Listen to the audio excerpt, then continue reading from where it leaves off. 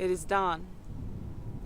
The sun is rising in the sky, and my grandmother and I are singing prayers to the horizon. This morning she's teaching me the meaning of Honjon. Although there's no direct translation from Diné-Bizaad, the Navajo language, into English, every living being knows what Honjon means. For Honjon is every drop of rain. It is every leaf on every tree. It is your every eyelash. It is every feather on the bluebird's wing. Honjon is undeniable beauty that surrounds us. And my grandmother knows this well, for she speaks a language that grew out of the desert floors, like redstone arms reaching into the sky and praising creation for all of its brilliance. Honjon is remembering that you are a part of the earth's brilliance.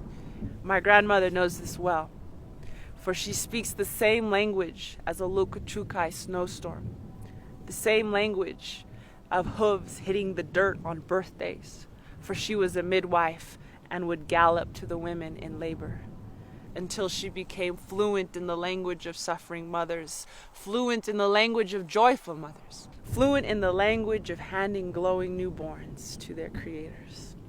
Honjon is like this, she says. It is an experience, but it's not something you can experience on your own, the eagles tell us, as they lock talons in the stratosphere and fall to the earth as one. Honjon is like this, she says. It is inter-beauty.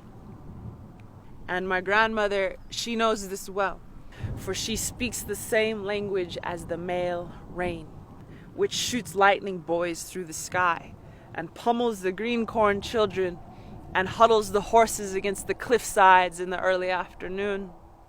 She also speaks the language of the female rain, which sends the scent of dust and sage into our homes, and casts rainbows in the sky. Us Diné, we know what Honjon means, and each and every living being knows what Honjon means. And I think that deep down inside, we know what Honjon does not mean. Like the days we walk in sadness, like the days we live in fear, like the days we live for money, or like the days when we live for fame, or like the day when the conquistadors came, climbed down from their horses and told us that they were going to take the mountains. We knew this was not Honjon because we knew you could not own a mountain, but we knew we could make it Honjon once again.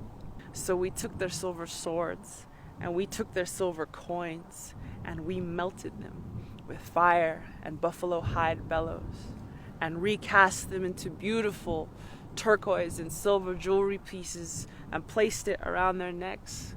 We took the silver helmets straight off of their heads and transformed it into a fearless beauty. We made jewelry.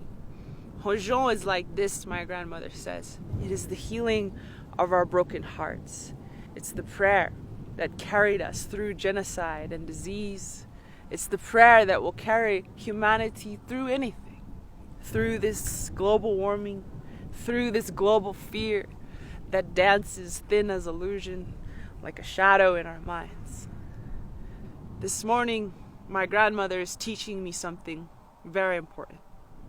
She's teaching me that sometimes the easiest and most elegant way to defeat an army of hatred is to simply stand before it and sing to it. Sing to it beautiful songs until it falls to its knees and surrenders to you. It will do this, she says, because it will have finally found a sweeter fire than revenge, a sweeter fire even than greed. It will have found heaven. It will have found Honjon. And so, my grandmother is talking now to the colors of the sky at dawn. And she's saying, Honjon nahas-ling, Honjon nahas-ling, Honjon nahas-ling, Honjon nahas-ling, which means beauty and joy are restored again. It is dawn, my friends. Wake up. The night is over.